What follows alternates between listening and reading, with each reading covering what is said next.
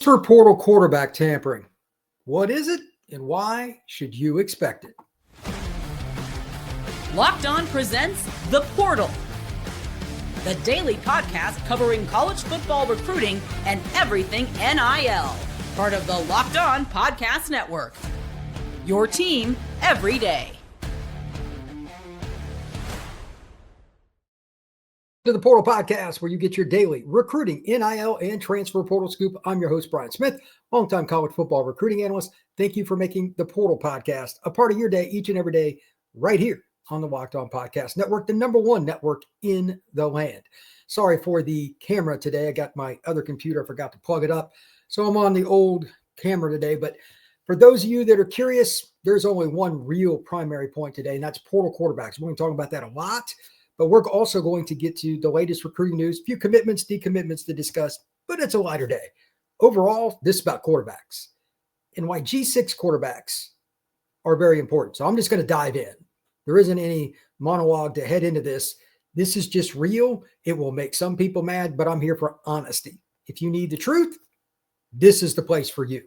Number one, I'm going to give a few examples here, but if you're a quarterback coach or a head coach or anybody on a staff, even if you're the linebacker coach at a school, you are interested in who the quarterback is going to be at your school the next year, all the time.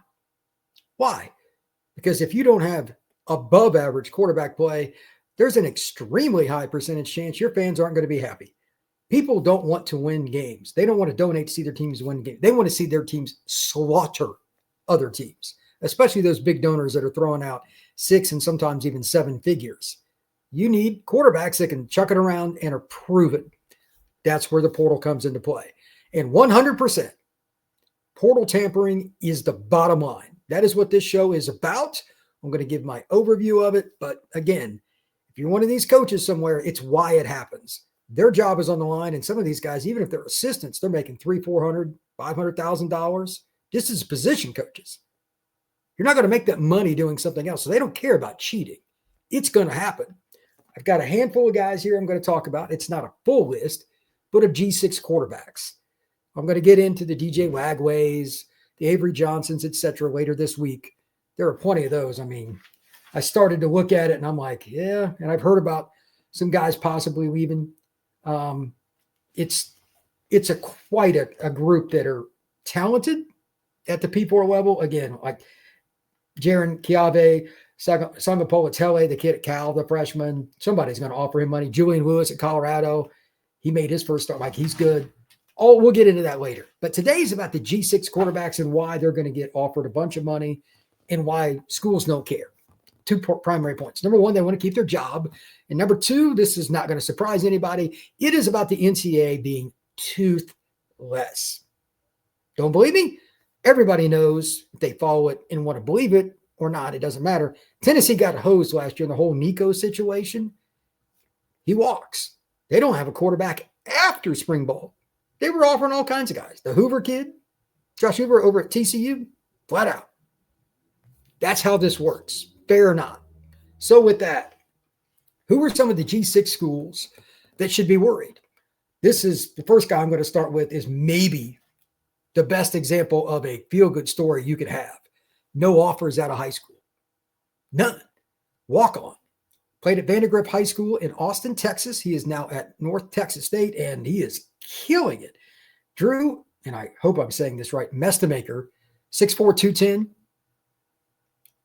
redshirt freshman. So he's got technically 3 years of eligibility left. He had a game this year. He threw for literally over 600 yards. That's insane. Here are a few of the notes about him. Just overall, first off, again, 6'4", 210, redshirt freshman's got a good arm. 214 to 310. He's 69% this year, 2702, 8.7 yards per attempt, 21 TDs, only 4 picks. So it's over 5-1 TD to pick. That is going to attract a lot of schools. And if he hasn't had offers already from P4 schools, that's coming. And he's been on TV a few times, etc. That's going to help that as well. But here are the real reasons that I think that he's a guy that can make that move and he's going to have opportunity. Number one, that coaching staff has done a good job. He's a young quarterback to get him up to speed and get him rolling. Again, he's a guy, no offers out of high school. It's crazy stat. But against USF a few weeks ago, they got slaughtered, and he still had a decent game. And since then, he's done a lot better, including the 600-yard game. But against USF, who did beat him pretty good, 30 of 46, 65.2%, 336 yards, 7.3 yards per attempt, 2 TDs, 3 picks. If that is your off game and you threw for 336, that's something to work with. That is a lot to work with. Right after, against UTSA, another prominent G6 program, he went off again. 22 of 35, 62.9%, 277 yards, 7.9 yards per attempt, 4 TDs, no interceptions. And since that game that they lost against USF, he's 8 TDs, 1 pick. And let's keep in mind, this isn't just like Andre Ware's 1989 Houston team. They just threw it on every down. They're pretty good at running the ball at North Texas. You ready for this? I was shocked. They are 44th in the nation. And I understand they're G6. They are 44th in the nation at 179.4 yards per play or game running the football. So he's not just audibling constantly. He's a guy that understands winning football. If you can run, boy, that sets up play action. It's the best play in football is when the defense gets sucked up and you throw it over the top. That never changes. He's really good at it and allowing his running backs, they got a couple good players there too, to get after it. Guarantee you the market, think about some of the teams that are going to lose a quarterback. Carson Beck's done at Miami. I don't know who the next head coach is going to be at Florida, but do not be surprised if DJ Lagway is in the portal. Who's going to be the QB there?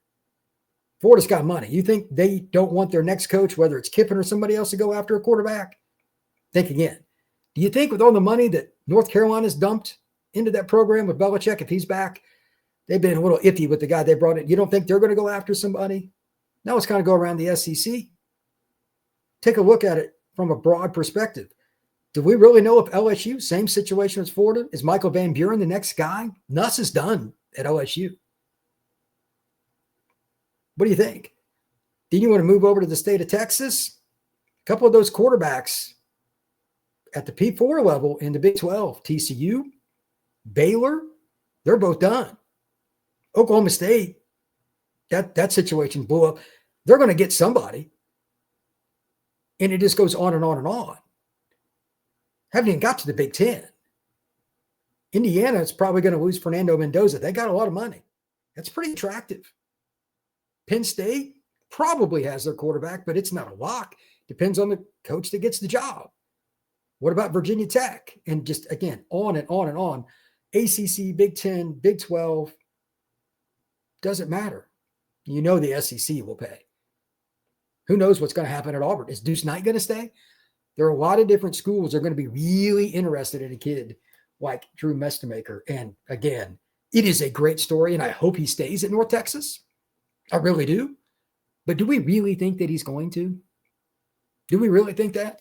When we come back, I'm going to go through a list and just kind of talk about it some more and reiterate. If you take nothing else from this podcast today, P4 coaches know that the NCAA is toothless and they want to keep their jobs. They're going to come after these kids. They are absolutely 100% going to tamper with G6 quarterbacks. That is next here on the Portal Podcast. Today's show is brought to you by our friends over at FanDuel. When the opening whistle blows on a new repair, get your crew moving forward with SupplyHouse. Order today and see parts on your doorstep tomorrow. Over 280,000 plumbing, HVAC, and electrical items from the most trusted brands in the business. Real-time inventory, honest lead times. They keep you from punting on projects, while their industry-leading customer service always has your blind side covered. So if you need something next day, but you're not exactly sure what it is, they got you covered in multiple ways. They have different support line opportunities for you to talk to somebody to figure it out. They've got schematics to make sure that you understand online. And on top of that, again, you can get it in 24 hours after you figure out what exactly you need. Join the free Trade Master program today. Score serious perks like priority shipping, lower prices, and dedicated support line. Visit SupplyHouse.com to sign up for free and use promo code SHCollege5 for 5% off your first order. That's SupplyHouse.com. Real people and real service. Thank you once again for making the Portal Podcast a part of your day each and every day right here on the Locked On Podcast Network. I am Brian Smith, longtime college football recruiting analyst. And this is the fun time of year for me because anything goes. Not saying I support what I'm talking about right now, but it is fascinating. Again, the number one topic and overall arching theme, there is going to be a ton of portal tampering for quarterbacks. There's always going to be some, but this is a heavier year for the coaching changes. These boosters that are dumping money into buying out coaches, Billy Napier or whatever it is, they're going to want their school to have a quarterback. So if Lagway does leave, and I bet he does, he was really attached to Napier, Florida's got to get a quarterback. Do you really think Miami, especially with their fan base being as impatient as it is, do you think Cristobal, as impatient as he is, he's going to use Emory Williams? They're going to be in the portal market. All these kinds of schools that have money or have a reason, like they disappointed this year, coach got fired, or both, they're going to go after some of these guys. So let's continue on here. And just to give you a few different guys, this is easy to talk about some of them, but some of you may not know about it. A little research here. And the next one is fun to me. This one, it just shows you how wild college football is, because this kid is from Newport Beach, California. He's a redshirt sophomore, but he's at Old Dominion in Virginia.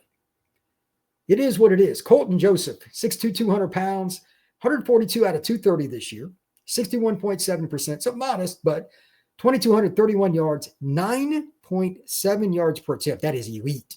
19 touchdowns, 9 picks. So he's a guy that'll take some risks. But here's the real stat line that matters. He is a pure dual threat quarterback. 106 carries, 620 yards on the ground, 5.9 yards per total, 9 scores. Keep in mind, at the college level, the way they do it, I don't agree with this, your sack yardage goes against your rushing total. So he's well over 6 yards a carry. Now, I know he's at Old Dominion, but let's look at it this way. First game of the year, they stunk it up in the passing game, but they played at Indiana. They've got a really good scheme. They got some good players back there, etc. Indiana game, 11-22, just 50%, 96 yards, 4.4, no touchdowns, 3 picks. Oh, that's terrible. However, as a runner, 10 carries, 179 yards, and 2 scores. Against Indiana, he's torched them more than any other player in the last 2 years.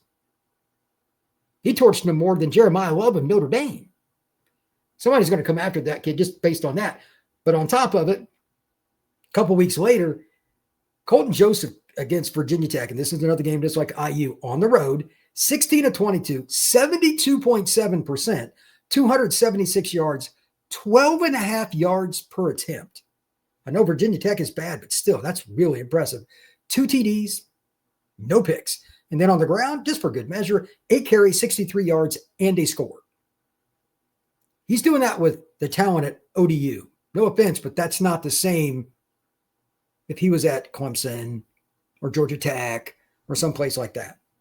Could you imagine what he would do in Buster Faulkner's offense at Georgia Tech, a guy that uses a mobile quarterback? Again, this kid's 200 pounds. Hans King is a special player, but this kid is maybe just as good a passer. He's just at a school that doesn't get all that much attention. It's really interesting. Here's the other thing. It's crazy to think that a quarterback, even though he's not at the major level, consider the following stat. Out of the 9 games he's played in this year for Old Dominion, in 6 of them, as a passer, he's averaged 10 or more yards per attempt. CJ Carr, Notre Dame, leads the nation going into this next weekend for an average. It's 10.1. Carr's a future top 10 pick. I don't think that's very difficult to figure out. But if you're in that category, holy moly, you're a dude. And again, he's just a redshirt sophomore. So technically, he has 2 years of eligibility. I'm not advising it, but I guarantee you that Colton Joseph is going to have his phone ring. Same point that I've made already a couple of times. I'm going to say it again. These coaches want to continue to make that money, even if they're assistants. You're making $300K. How many other jobs are you going to make? You're going to cheat. And the NCAA is toothless. They don't care. So I think that's somebody that you should really, really kind of take a look at. Just want to make a quick mention. I'm not going to go over his stats. I'm sure some of you are waiting for me to talk about Anthony Calandria, a kid I know. He's from the greater Tampa area. Great kid, great family, out at UNLV. With Dan Mullen there, and as well as Calandria is playing ball, I don't expect him to leave UNLV. If I'm wrong, so be it. I think it would be great. But living in Vegas, getting some NIL money and playing for Mullen as a quarterback is probably a pretty good gig. Maybe I'm wrong on that, but we'll see what happens here. Let's see. Charles Faust. Tampering is an interesting topic. The problem is that no one is in charge of college football. The NCAA pretends it's in charge. That's really well said. This is what happens when the inmates run the asylum. Golf clap right here, brother. Like, open-endedly, you are 100% right. The NCAA is toothless. Do you think Tennessee even really cared when they were trying to go after any of the, I don't even know how many they went after this offseason. Do you really think they cared? Because they were screwed. If we get caught, a lot of us, we're probably going to get fired anyway, so who cares? Tennessee fans don't want to hear it under any circumstance. They're a crazy fan base. And they had a lot of players that were good coming in, but quarterback situation went sideways. And they're just one example. I guarantee you, Miami, Oregon, etc., a bunch of these schools are going to tamper, not just a quarterback, and they don't care because they don't think anything's going to happen. Until the NCAA open-endedly puts belts behind and hammers somebody with not just part of what I'm about to say, but all of it, this is going to happen. You have to be restricted from the playoff. Zero chance that's going to happen. They don't want a Michigan or even a North Carolina or a Tennessee or USC, or Oregon, or Texas, because the advertisers will be mad. They want those teams in the playoff for that money. Secondarily, they got to take scholarships. And third, they got to penalize them financially. Not one of those, not two of those, across the board. What are the chances of that? Not very good. Katie, Cristobal will be risking losing his entire quarterback room if he brings in another portal quarterback, especially if they have 2 years left. I'm glad Katie brought this up. This is a really interesting topic. I actually don't know what Miami will do, but I think they'll at least explore the portal. It's for two reasons. Emory Williams has played some for them. He's a kid I know from back in the day from his time at Elite 11 in 2022. Great kid. He's from the Panhandle, from the greater Pensacola area. I believe he played at Milton. He's a guy that would be next up, but he's a senior. But the one chance he had to play last year in the bowl, he played poorly. And then they had the opportunity for him to play some this year, maybe not. Let's go into the portal. Oh, they got Carson back. So he hasn't played at all this year, really. No meaningful reps. But that roster, are they going to turn it over to somebody that they don't know, or are they going to go with the proven guy? It's going to get touchy because there's also Luke Nickel on the roster, who's a freshman redshirting this year, and they're bringing in a hotshot freshman quarterback. I agree with what Katie's saying, but I don't think Cristobal has the patience, and the fan base has zero. Miami's fan base is the most ridiculous there is on expectations with quarterbacks, especially the old school fans, because they had so many good ones. It's hard to accept mediocre play. But at some point, you got to play a high school kid and go through a year that's probably not very fun, where you go 7-5, 8-4, because the quarterback's throwing it to the wrong team. That's just how college football works. They don't do real well with that. Neither is Cristobal. Will Miami hit the portal? I think that is a very, very good question. I expect them to at least consider some of the guys I'm talking about. And to that end, I want to leave your comment, Katie. I'm going to leave it up. Here's another couple of kids. Kent State, out of the MAC. Drew DeShields, 6'2", 185 pounds, redshirt sophomore. He's a kid that's kind of a developmental guy. I don't think he'll be as high up as a couple of these other kids I just talked about. But 111 of 190 this year, 58.4%, 1,638 yards, 8.6 yards per attempt. Here's the interesting thing. Like, he's safe with the ball. 16 TDs, just 2 picks. That means this is a kid that's starting to figure it out, and he's got 2 years of eligibility. Not necessarily somebody that's perfect, but that could be interesting. Kent State is not a very good program. So that's pretty impressive. Brock Lowry, this is a redshirt sophomore. This is another one of those kids that could end up just about anywhere. 134 out of 207, 64.7%, 1,440 yards, 7 TDs, only 1 pick. You're like, Brian, that's kind of low. Well, he's more of a runner. So again, this just depends on your system. 143 attempts as a runner, 683 yards, 4.89 scores. Again, remember, sacks count against the college level. Sacks count against your rushing total at the collegiate level. So he's over 5 at total. There are a lot of guys like this that are not just good, but they're really talented. But what would they do if they had the opportunity to go out there and not just throw it around a little bit, but they're throwing to guys like, I'm not saying you're going to have Cam Coleman at Auburn, but it would be interesting to see. Well, I mean, we could use it. Maybe Auburn ends up in the market too. It's possible. It is definitely possible. Brock is at Western Michigan, by the way. He's a kid that's only redshirt soft. He's got 2 years left. And then another one, Tucker Gleason. This, if you want a pocket guy, that big body guy, here's another one. He's from the Tampa area, 6'3", 245 pounds. So size is not going to be a problem. He's at Toledo, 165 at 248, 66.5%, 2,030 yards, 15 TDs, 5 interceptions. So 3-1, 8.2 yards per attempt. Somebody's going to offer him some cash too. I don't know which ones of these young men would have any interest. It's not my bag to get into that stuff, and I don't mess with it. I'm just telling people that besides the obvious, again, I've got a few guys written down here on my page. Julian Lewis, Avery Johnson, Aiden Shiles, DJ Wagway, and JKS out at Cal. Those are just a handful. I did that in about 15 seconds. They're all going to get bags of cash thrown at them. The Arizona quarterback, the Washington quarterback, anybody that's a freshman or sophomore that started, that's not necessarily at a quote-unquote prominent program, they're going to have some offers. And anybody that's a pretty talented guy, even though this is a little more risky, that's at a school that's known to have a good quarterback coach, like somebody that's a backup at Ole Miss or a backup at a Texas or anywhere else, they have a chance. And that's just the way it is. Teams need quarterbacks. They need them now because fan bases, especially what they're paying for ticket prices, the boosters, how much they're asked to donate, there's going to be a lot with it. So I ask everybody, and you can jump in the chat and talk about this or do whatever you want. Would you be mad if you knew flat out, and it doesn't matter what school you root for, are you mad if your school is blatantly cheating to get a quarterback? I ask this for 2 reasons. Number one, I'm just curious. And number 2, I guarantee you, whether it's quarterback or another position, somebody's trying to steal your players. You're directly contacting these people, and sometimes they go through back channels. Their old 7-on-7 coach. If they're a defensive tackle, their D-line trainer in Atlanta or in Nashville or in Cincinnati, whatever. Some way, shape, or form, they're trying to get to these kids to get them to hop in the portal where the deal is already made. That's how this business works. Would you be mad if your school was doing it? Yes or no, and why? Let's see here. Charles, the biggest issue is that the big schools have no reason to want to change the system. True. The small schools who get their best kids taken don't have the power to change it. So this will go on and on. Charles, you hit another home run. That is very well done.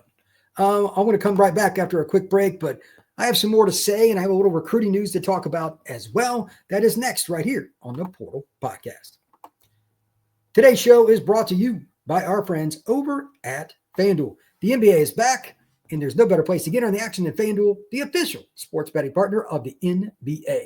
Even if you missed the start of the game or want to ride the hot hand, FanDuel has live bets on everything from who will score next to fourth quarter comebacks. Plus, you can even combine your live stats into a same-game parlay for a shot at a bigger payout.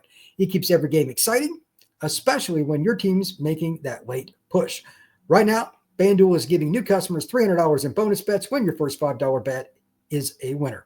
Head over to FanDuel.com to sign up and play your game with FanDuel, the official sports betting partner of the NBA. All right, let's jump back into the chat. And while I do so, let's get a few more comments out there. But I also have a few thoughts on recruiting here in a second, too. Is JKS really making enough NIL to keep him at Cal? This is from Andrew. That's a great question. I have no idea what the kid's making. I don't know him. JKS is from the state of Hawaii. I never got to see him live. But, man, do I enjoy watching Cal play when they're on offense and he throws it. Just the way the ball comes off JKS's hand, it's just smooth. He's one of my 5 favorite quarterbacks just to watch. Sayin, Carr, those are obvious. JKS is not far from behind those. Excuse me. But at the same time, you would think, like if you're a Cal booster, you got to pony up if you haven't yet. The other thing, they also got to find a way to keep him happy, right? You got to go out and get him some weapons.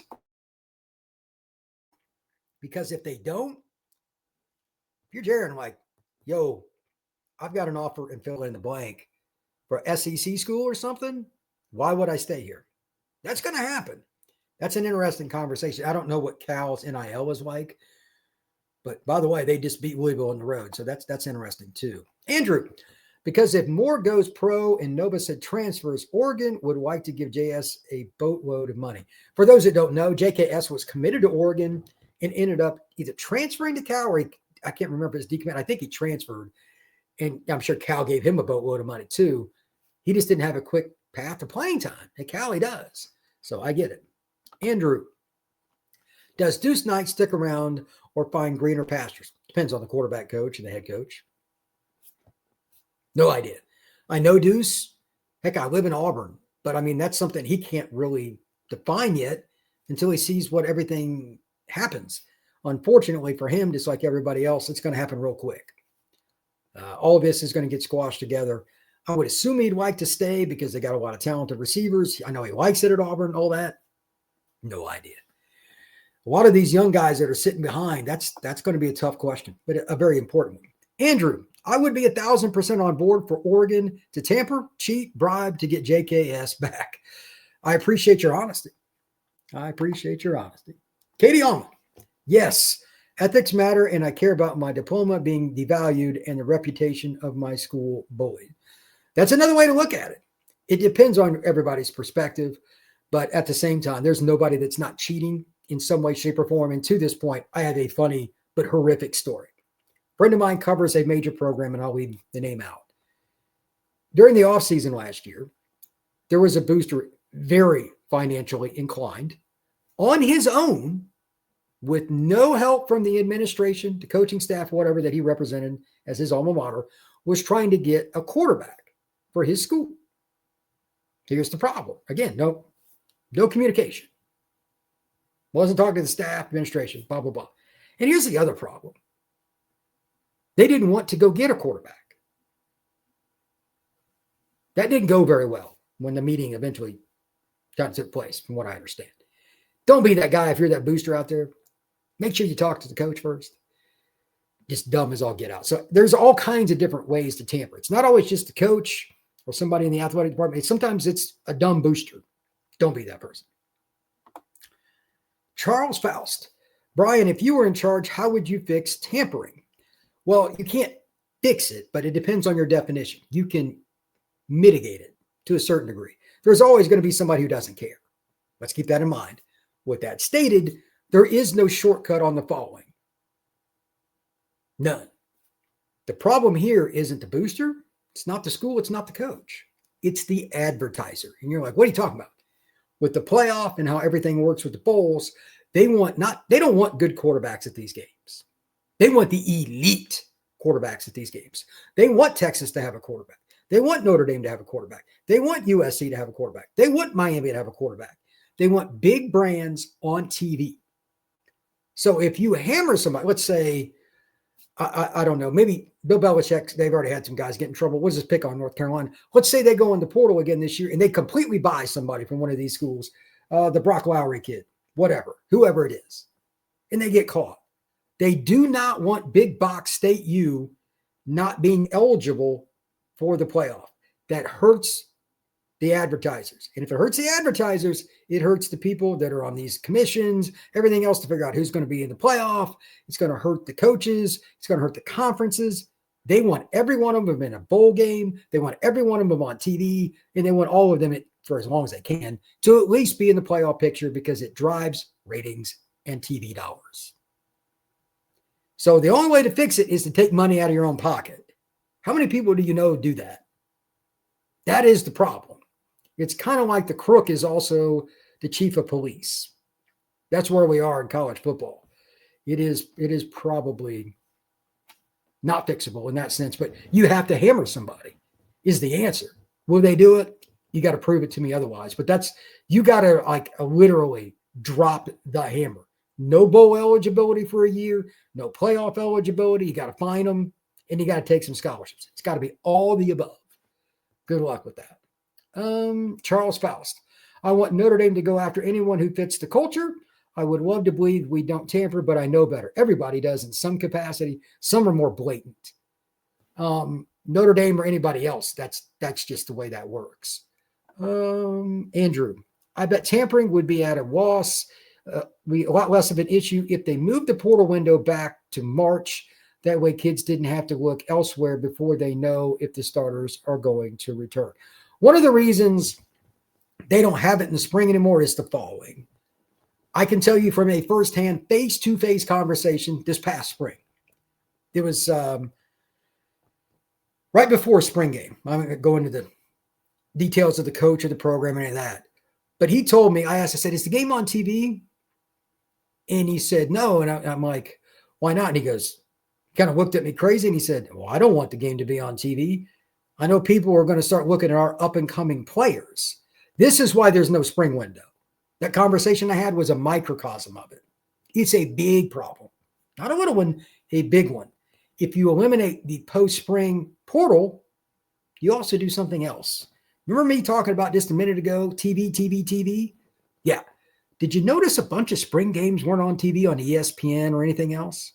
They want those back. The schools are like, screw you. We know our players are going to get stolen.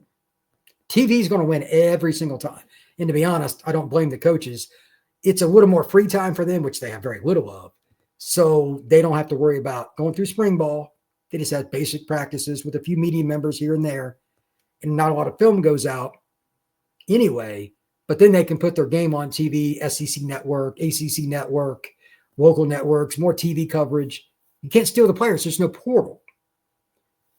That's why it's going to be winter now. It is what it is. A combination, coach is happy and the advertiser is happy. But it's a good point. Katie. I'm also hearing Julian Sayin and Jeremiah Smith recruiting Malachi Toney to Ohio State. I'm sure they are. I mean, Malachi is a South Florida legend, high school player. Why wouldn't they? Wouldn't be surprised if he'd at least look at Ohio State can draw just about anybody. But I don't know if Malachi has any interest in leaving. I'm sure Miami will make him a very happy man to stay, too. Andrew, like if Oregon makes a playoff run, Novosad will have to either portal out or pray Dante Moore goes pro. The way it works, for those, I always try to say this anyway, it is January the 2nd through the January 16th date for the one portal window this year. It is awkward. If they make a run, let's say, I don't know what the date is for the championship game, but if they even make the Final Four, he's got a tough decision to make. That's true. Novosad's same year as Dante, they're juniors. They were both at the Elite 11 finals that I saw in 22. I'm not sure what he will do. And there's going to be other quarterbacks because, again, TCU's open. Baylor loses their quarterback. He could be the guy at Baylor. Ironically, that's where he was committed forever. Maybe he transfers to Baylor. I have no idea. What about LSU? They recruit all the Texas kids. There's a lot of possibilities. I doubt he's going to sit next year behind Dante. Once you're a senior, like you want to play. I get it. And I'm not saying it's those schools for sure, but those are just some of the options that have an opening. You've got a very, very good point. Now, before I get out of here, just want to kind of go over a few guys that have committed. There isn't a lot today on the recruiting front, but I do want to announce it just like I always do. That's part of the gig here on the Portal Podcast with the noon live show. We start with the decommitments. There aren't a ton of things to talk about. Just want to kind of go over a few things that have happened. Nothing major, if you will, though. Caden Catchings at a Hartfield Academy in Flowood, Mississippi. I believe that is Jackson area. He was decommitted or committed to USF. He is decommitted. That is a linebacker, 6'2", 220 pounds. FIU lost Quantavious Wiggins. We'll go over what he's doing now here in just a second on the commitment side. Out of Langston Hughes, that kid can fly. It's just out on the south edge of Atlanta. That's a really, really good football program. That's a good player, too. Penn State, they lost Isaac Chukwara. I think I'm pronouncing that right. He's kind of an up-and-comer as a defensive lineman. He's a little raw, but his film is good. He's decommitted from Penn State. And again, we'll get into where they're going here in a second. West Virginia, Justin Lyles out of Withrow High School in Cincinnati. They've always had athletes, basketball, etc. Interior lineman, he is decommitted from West Virginia. That's another player. And then Derek Warden, offensive tackle out of Queen Creek. It's a really good program in the state of Arizona. He is decommitted from the New Mexico Lobos.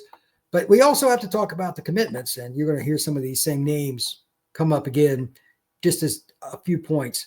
We'll start off here with the easy one. That's Quintavious Wiggins. He's going to Wisconsin. He had his visit, like Florida State was talked about quite a bit with him, but he commits to Wisconsin. They win their game against Washington. Good for him. He's headed north. We also have Jamal Polite Jr. out of Shoemaker High School in Killeen, Texas.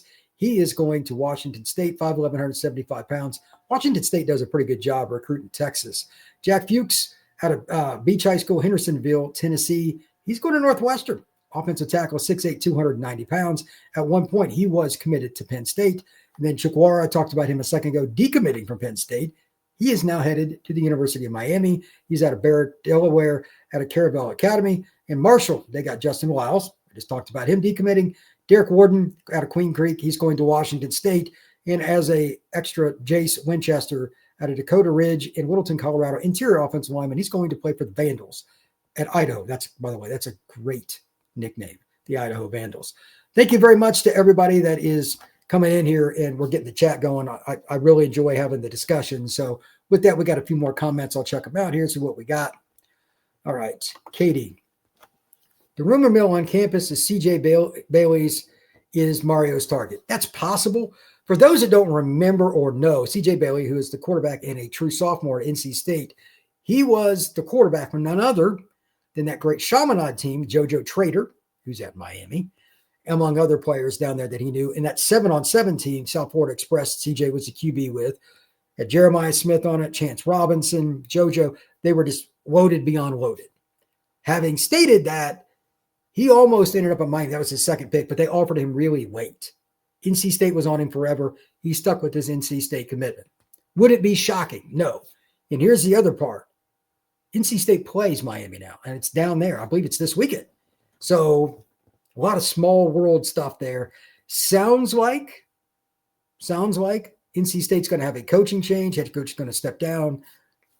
If that's the case, who knows? Maybe Bailey would make that trip. It's hard to say. Charles Faust, Brian, great discussion as usual. Thank you very much, sir. Truly appreciate it. Andrew, love the info, Brian. Thanks for another great show. And SCO Ducks. The Ducks will be active in the portal. I can assure you of that. And that's going to wrap it up for this portal podcast. Going to do these every day. Got to have some fun talking about portal candidates. Probably do a lot of quarterback stuff coming up. Again, just as a reminder, I'm not saying they'll get in the portal, but there's some guys like, is Dion going to be back next year with his health problems? Julian Lewis could go somewhere. Avery Johnson at Kansas State, possible. Aiden Childs at Michigan State. I mean, he's been benched. DJ Lagway at Florida. He was really attached to Coach Napier. JKS at Cal. I mean, did you imagine what he would command on the market? SEC school or something? I can't even imagine. So you're going to see a lot of different kids end up a lot of different places. And let's not forget, again, Tucker Gleason, Brock Lowry, Drew DeShields. The kid at North Texas is really intriguing. Drew Mestamaker, he's a great story. He was a walk-on at North Texas. It's killing it at a 600-yard game. Colton Joseph, he's at Old Dominion. Probably not for long. There are a lot of different quarterbacks to discuss. It's going to be a blast to get in there and check it out.